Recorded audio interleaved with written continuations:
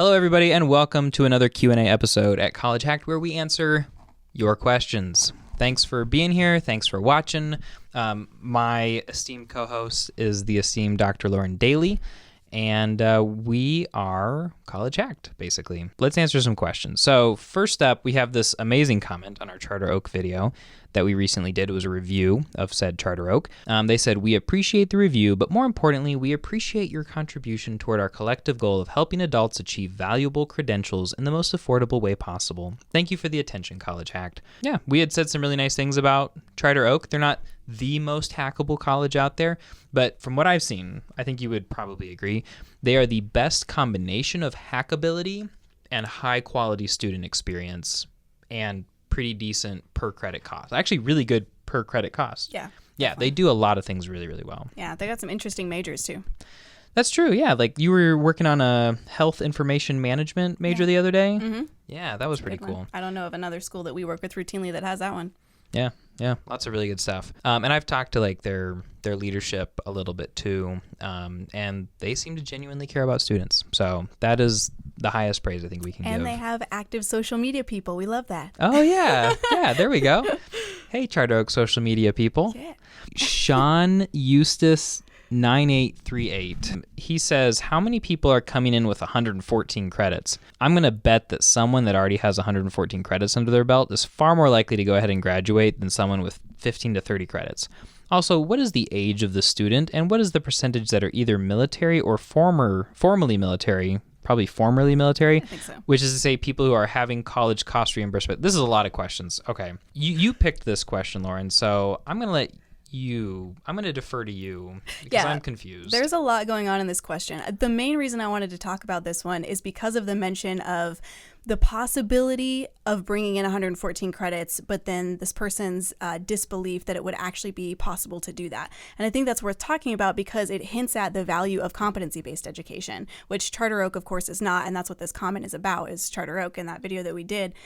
So he's right to say that there are schools that sometimes say, maybe you can do this or that, but the reality of that actually happening might be a lot lower.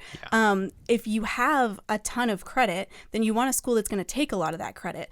But if you are willing to lose some of that credit, but you still have that knowledge, which hopefully you have the knowledge because you have the credit, you could go instead to a competency-based program and probably get through things faster by just doing the competency-based method of jumping to the final exam rather than trying to go through the portfolio credit option that might bring in 114 credits. So I think what this person is hinting at is like, yeah, maybe they say they'll bring in 114 credits, but the reality is the portfolio process and what you have to do to get the experience from it or whatever makes it really difficult to do that. In which case, it might be better to just do competency-based.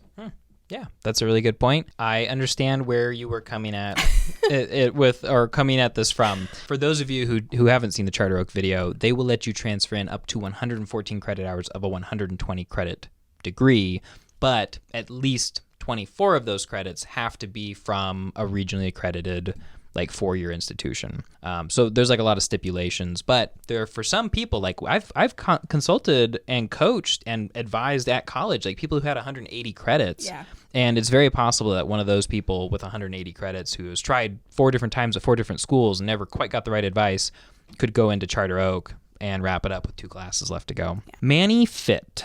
Hi, College Hacked. Not related to Charter Oak, but can I still hack using third-party courses like SophiaandStudy.com if I already gave some admissions info but haven't completed all of the admissions info? Like, I can imagine this person, like, they're typing, they started typing the application, they made it to the 3rd page, and they're like, you know what, let me go to YouTube and see if there's a better way to do college. And then they show up here and they ask this question. Usually, there's no school that will hold you to transferring and nothing else if you've only done part of the admissions process. It's usually at WGU is kind of the big exception where if you are enrolled in classes, if you have paid for classes, you've signed up for your first semester of classes, you've paid that first subscription fee, then they stop accepting external credit. That's basically when they say, okay, you're stuck with what you've got. So I think even if you apply and get accepted, I think you can still submit credits, just that enrollment is yes, the this cutoff. comes up a lot. And what I wanted to say about it is there's this little protected zone that you can exist in after you apply to a school and get accepted, but before you are enrolled, where you're not making any commitments yet. So you can apply and be accepted without any repercussions, really at any school. But like Cliff said, at WGU in particular, you can't enroll. That's the point at which they're going to lock you from bringing in transfer credit. Tyler6815. I've been waiting 3 weeks for UMPI to complete my transfer credit evaluation. Very frustrating, but based on what I've heard from you and your team, it's worth it. The juice is worth the squeeze. What? Okay. It makes total sense. No, It but does, if you think yeah. about it for real, the thing about UMPI, of course, with the long wait times, is that the long wait times are there for a reason because they have a really good product as far as cost and time to completion. So yeah, if you are looking for those two things and you're willing to endure some pain and misery, then it's still a great option. Okay. Monkey Mugs. Best name of the day so far. This 72-hour wait time is BS. I think he's talking about UMPI, like if you're doing competency-based courses at UMPI and you have to, and you submit the final assignment and then you have to wait for the professor to give you feedback, the professor has 72 hours to do it. So theoretically, they could take 3 days and send it back at the last minute. Then you do the edits in 1 second and send it back in, and then they have 3 more days to give you the final grade. So it could total take like 6 days of waiting for faculty feedback. He says, it's BS. I'm averaging 2 classes per week. What are you complaining about? That's awesome. What is wrong with that? I could be averaging 3 per week if they didn't take their sweet time. I have 5 classes left to go till October 20th. Your pace, my ass. The ending makes it so good. The dollar signs bring it home for me. Oh, that's awesome. You taught there, so I figured you would yeah. have something to say about the fact that you also want to have a life while you teach. Yes. Monkey Mugs. You've got some valid concerns, right? In that, yes, you are waiting and you could be doing more. And yeah, maybe even that means that technically it's not your pace. If your pace is just like inhumanly fast, which I think 3 classes per week is really, really fast. So fast. But here's the thing. Here's the reason that it's like that, is that they have adjunct instructors teaching these courses. I was one of them for a minute, for a couple of semesters. And essentially, if we have to be checking our email and checking grading like every 24 hours, let's say, and you have everything graded, I mean, that means we don't get a day off ever. We don't get a weekend off if it's 48 hours. And, you know, we've got other classes to teach. We got a lot of stuff going on. And those poor adjuncts, guys, they do not get paid a ton. Whether it's UMPI or other schools, what I tend to find is that for adjunct instructors, whatever kind of class they're teaching, they average about $100 they're making per student, which seems a lot. But, I mean, in some classes, you're putting in 10 hours of work per student. Yeah. In other classes, you might be putting in 2 hours. But the work is not consistent. And typically, like if it's contract work like that, you need to be being paid partially for like the waiting for work to come around. There's a lot of aspects that go into it. But adjunct instructors are not paid super well. So if they were going to have them turn around in 24 hours, they would have to pay the instructors more, which means that you would have to pay more for the degree as well, which for some people would be worth it, but not for everybody. So this is kind of like a happy medium. I know at a lot of other schools, the grading time, turnaround time is like 5 days or a week or 10 days. That's standard, yeah. So when I went to UMPI and saw that it was 72 hours, I was kind of like, ooh, I don't know if I want to do this anymore. So if you want there to actually be professors to teach the class, I think we kind of have to accept the 72 hours and be okay with that. Yeah, maybe someday AI will allow for things to go faster, but not yet. Yeah. Oh gosh. Amber Thompson 7173. I'm so grateful for the school UMPI. It's the price to pay and patience, talking about the admissions process that takes too long, for an amazing experience, inexpensive opportunity. It was so tough waiting the 6 weeks for my evaluation. There's plenty of for-profit schools with speedy enrollments and literally 10 times the cost. Such a good point. I just couldn't have said it better. Yeah, I'm glad that that's there. Good inclusion. K Greer 31. Could you do a video on competency-based masters? College Hacked is the reason I went to UMPI, great experience. Are they busy? Absolutely, and can be slow to start up with, but well worth it. College Hacked helped me cut my remaining courses from 2 years to 6 months. That's what we do. Yay. And she's done in December. So congratulations, K Greer 31. That's awesome.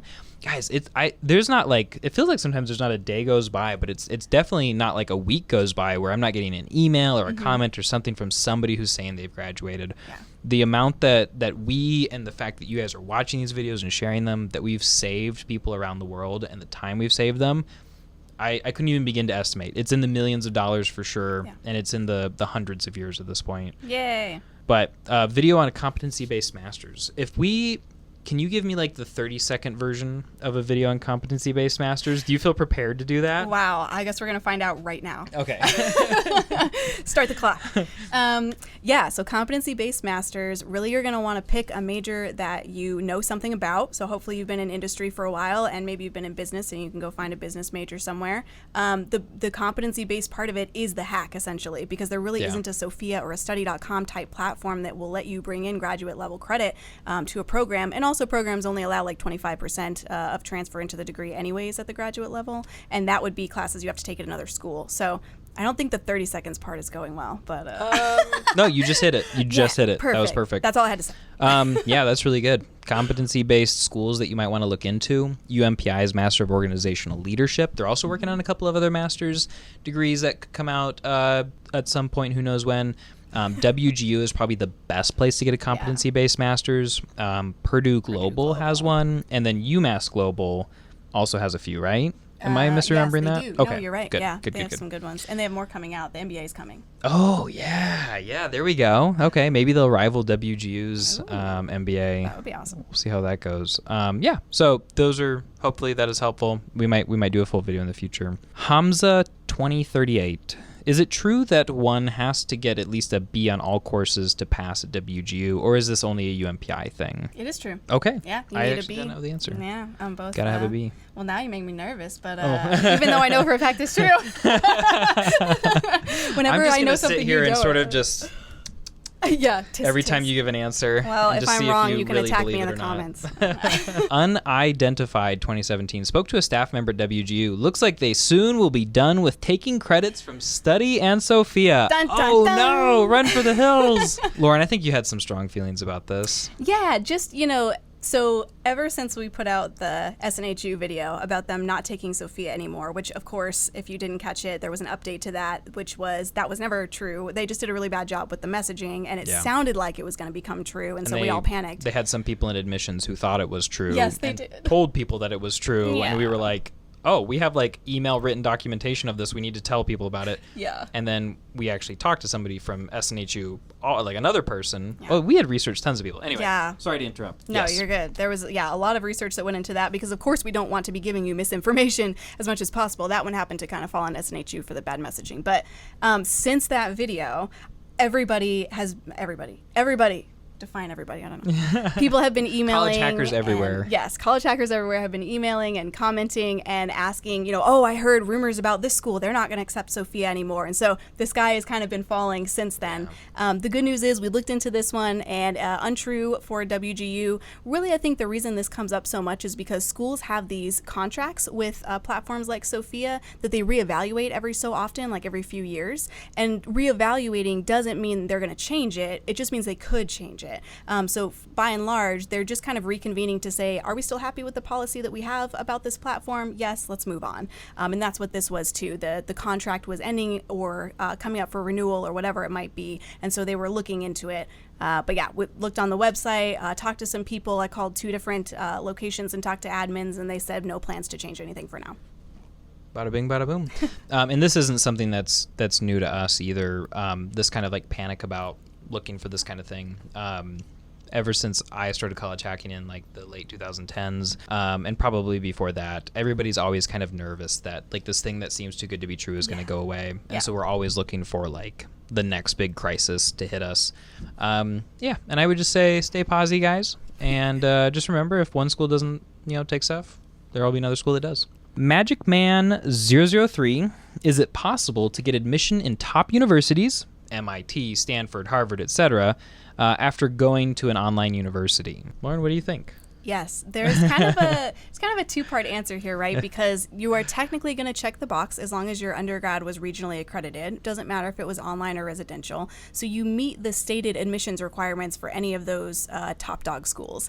But then the reality is you are also in a pool of applicants who are also competing for a limited number of seats, and those applicants might have gone to residential programs that were Ivy League or what have you. And side by side, they're probably going to get the preference for having those degrees versus your online one. But you do technically qualify for those programs.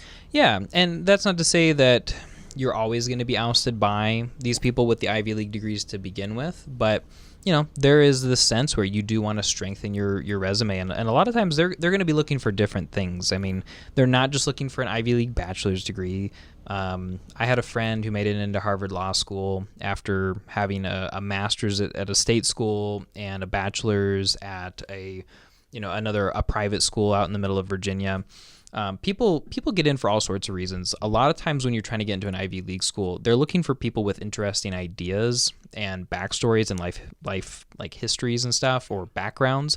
They're trying to curate who they have on their campus so that those people help each other and then make the school look good. So yeah, online school does not disqualify you. It checks a box, but you want to make sure that your other aspects of your application are really, really strong for all of the reasons that Lauren gave. I have chills. That was an excellent summary. Oh, thanks. Cool. What 11? You should do a NAU, Northern Arizona University. I think so. Okay. So this one I wanted to comment on because there are a lot of schools that you guys ask us to do reviews on, and sometimes it's just that there's a long list and so we haven't gotten to it yet. But sometimes, like with this one, we haven't done a review because the school really isn't very hackable in the grand scheme of things. In this situation, NAU will only accept a maximum of 60 credit hours into their 120 credit hour bachelor's degrees, which means it's not at the full 90. That really, for us, that's what we're looking for to review and recommend schools for hackability. So not that we wouldn't help you go to this school, but it's not really on our radar because it doesn't have great transfer policies in that way. Yeah, we can't save you as much money and as much time as we'd like to. User, a bunch of letters. I just finished my first consultation with Lauren. Oh. She was amazing and so helpful. Can't wait to start my college journey at age 44. I would be completely lost without your service. Thank you so much. Well, Lauren, that's high praise for you. That's awesome. It is. It's so nice. First of all, I have to say that I feel like that meme of Obama putting a medal on Obama. Yeah, because you did pick this comment for us to talk about. Yes, for two reasons.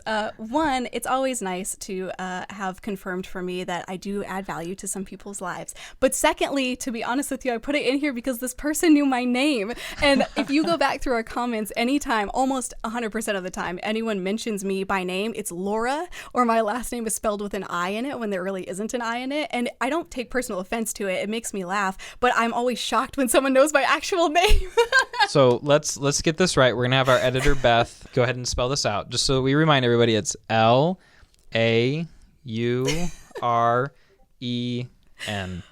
Perfect. If you get it wrong, don't worry about it. Yeah, it's true. Hala Smith 9931. Do you have any advice on how to pick what to get your degree in? I'm having a really awful time choosing, and I feel stuck with so much anxiety preventing me from moving forward. And we have a lot of experience with this because we used to run the interdisciplinary studies departments, like the Chipotle degree at Liberty University. And we had, a lot of online students. We had like 500 residential students. And we would have people come in and ask us this question all the time. Yeah. I know how I would answer that, but what's your there's approach? Two main things I would really recommend, just given the brief amount of information we have about this person and what they have anxiety about. First would be lots of introspection. So take some personality tests like the Myers-Briggs, which you can take online for free. The Enneagram is another great one. StrengthsFinder, there's a lot of them out there that will help you identify what you're really good at and what you enjoy doing versus things that are more challenging for you. That can help you understand what's going to bring you satisfaction in a potential career, and then you can start looking at things that align with that. And then the second thing is that it would be great to try and do some shadowing, because if you can get some actual experience in the day-to-day job of something you think that you're interested in, a lot of times it'll either confirm your passion for that area, or it will confirm that that's not the area that you want to go in. I concur with all of that, and most of my advice has to do with the second one. You don't know what you like until you've done it. Yeah. If you think you like business and you haven't done anything in a business before, you have no idea. If you think you want to be a dental hygienist but you've never cleaned somebody's teeth, you have no idea. The only way to find out is to go and try that thing. And ideally, you do it in low impact, easy ways, like job shadowing, like you mentioned, internships. I've told this story before. I'll tell it again. When I was a young teen, I wanted to be a pastor or a politician. So I got an internship with my youth pastor and did that for like a year. Hated it. It wasn't for me. I then went and got a semester-long internship with a politician up in D.C., and I hated that even more. Wasn't for me. So I decided to teach my way through grad school to get paid for, to help pay for my degree. I loved it, so I stuck with it. And that was how I found out that I liked it. So you just got to try stuff. And I honestly wouldn't pick your major until you've gone and done some of this legwork. Because if you don't know what your major is pointing at, you won't stay motivated to finish it. You'll end up wasting money. That's just the truth. Yep. There are some people who just need a major to check the box, and if that's you, pick a Chipotle degree or a business degree or a psych degree or whatever sounds interesting to you, but just get it done. The other side of that coin is if you're interested in a lot of different things, then a Chipotle degree is actually also potentially a good direction because you can prepare yourself for multiple different avenues in the future. So maybe it's just that you're having a hard time isolating one single thing that you want to go for. That would be another case. Yeah. If you're suffering from, there's so many things to choose from, that could be a great way to tackle it. I love that. Rodrigo8959, amazing content as always. Thank you. What university would you recommend for getting a computer science degree in terms of both hackability and prestige? I think Thomas Edison's is a BA. I'm not sure if that'll make it less valuable. Let's focus on the big picture of this, where if I want a computer science degree from a school that is hackable and has a good reputation, where would I go? I mean, honestly, WGU does a really good job with computer science. That program really helps prepare the graduates, and you get some certifications along the way in industry, which are really useful. Purdue Global is also another great one. Yeah, I'll concur with WGU. I've heard so many good things. Like, professionals in the industry look at the kind of classes you take in the WGU degree, and they're like, Cliff, this is a really good program. Like, there is a lot of rigor to this, and they have no free electives, so you're taking a lot of classes. So I think WGU, the school itself, the reputation of it is just kind of normal. It's just kind of in the middle. If you went to Purdue Global, they've got the Purdue name, which I think is a little fancy, but still most people won't care about, but it's slightly above normal. And they've got a cloud computing and solutions, a cybersecurity, and an information technology degree that are all hackable, competency-based programs. Those would be the ones that I would mention. The BA, I wouldn't worry about it too much. You don't have to put the BA on your resume anyway. Nobody needs to know if you're worried about it. But all it basically means is that you just took more humanities and arts courses in your general education than you took science courses. People really get their panties in a bunch about BA versus BS. Yeah. People think that a Bachelor of Arts mean you were a theater major for some reason. That is totally not it. I drew pictures in college. Yeah. I have a Bachelor's of Arts. No, just a slant to the general education. Yeah. And honestly, there are a lot of reasons that a BA is better than a BS. Mm-hmm. Teaching critical thinking skills rather than problem solving skills. There's some balances there. But Fair Beauty Essentials. I like how you gave Shane, your fellow competitor, a big shout out at the end. Talking about the WGUstudy.com video that we put out a little while ago, where we basically said, here's how to hack this particular WGU computer science degree. It wasn't that long ago, so it should be easy to find. But actually, it was Shane's idea for that video, and he was like, Cliff, you've got to make this video, man. You've got to make this video. So how could I not shout him out? Yay. And on YouTube, it's a misnomer. We're not really competitors necessarily. In some ways we are, but the more people know about college hacking, the more people know about all of our videos, and the more we all win, right? And the more you win.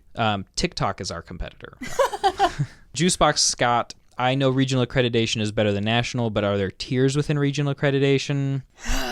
The accreditation conversation. I think we have one later that touches on a different aspect of accreditation. But yeah, so regional accreditation is definitely better than national. You are correct. There's no tiers within regional accreditation. It's just by geography. So there's just different areas of the U.S. that have different regional bodies, but they're all equal. Yeah. As long as it's regionally accredited, you're good to go. And let's skip down to that other question. Yeah. Saggy J. What a great name. Hey, question. Is accreditation as much of a major issue at the doctoral level? For example, some DBA programs require dissertation and some don't, along with various different accreditations. Thoughts? You want your doctorate to come from an accredited university. You really, really do. You want high accreditation there.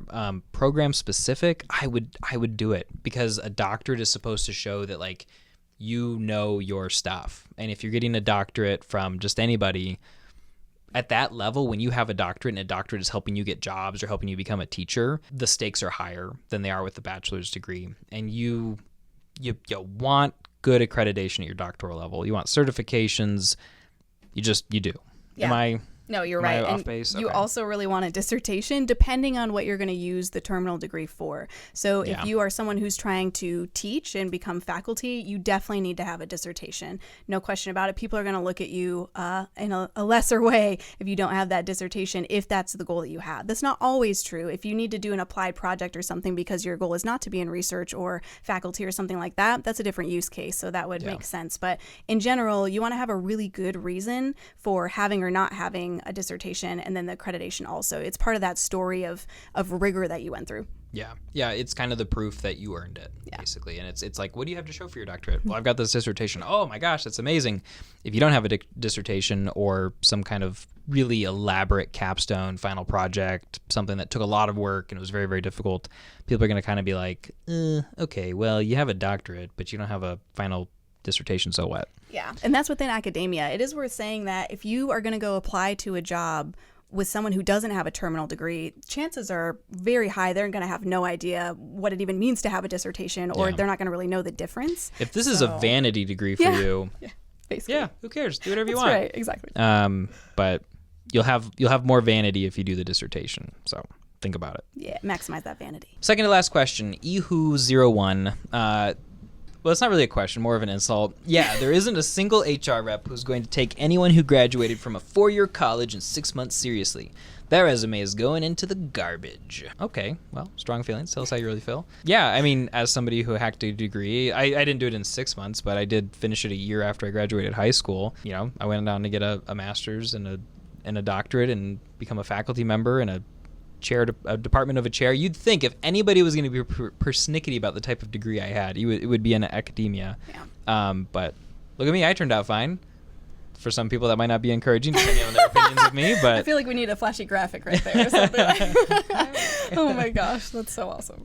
Yeah, but what do you think about this, Lauren? Yeah, I think this just speaks to the kind of old mindset about education before there was such a thing as competency-based education, where all of our collective understanding of what it meant to earn a bachelor's degree was you have to spend a lot of hours sitting in a classroom or sitting online watching, lectures live, or there had to be some almost useless investment of time, even if you knew the information already. So when people are earning degrees in 6 months, generally it's because they're applying knowledge they already have to classes that they don't need to spend a bunch of time in relearning that same knowledge, right? So I just think it's a funny statement. What are we trying to measure here? Our ability to suffer for long periods of time, or our knowledge? If somebody can prove they have the knowledge, I mean, how in the world is that lesser than somebody who proves that they took longer to learn the knowledge? Like, hey, look at me. I took 4 years to learn the same thing it took you 6 months to learn. I've got a better degree. Okay. Yeah. Yeah, I think this is a fear that pops up for a lot of college hackers. I think people sometimes wonder and worry about this. Validity. But you got to see it as a positive, guys. If you say, look, if an employer asks you, like, wow, how long did it take you to get your degree? And you say, oh, it took me 6 months. And they say, really? That doesn't seem right. And you say, well, I'm really smart.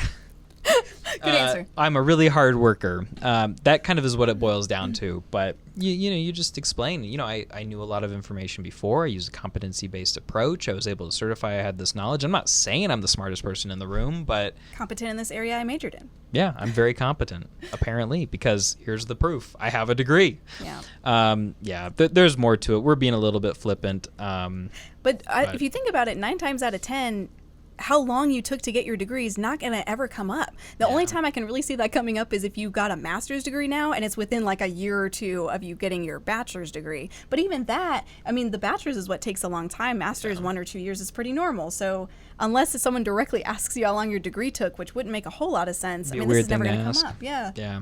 And if they do, guys, it's an opportunity for you proud. to do a little bit of bragging Yeah. and to show them just how cool you are. I can think outside the box and work really hard. Yep, I don't follow along in the footsteps of all the people who came before me. Right. I'm creative and smart.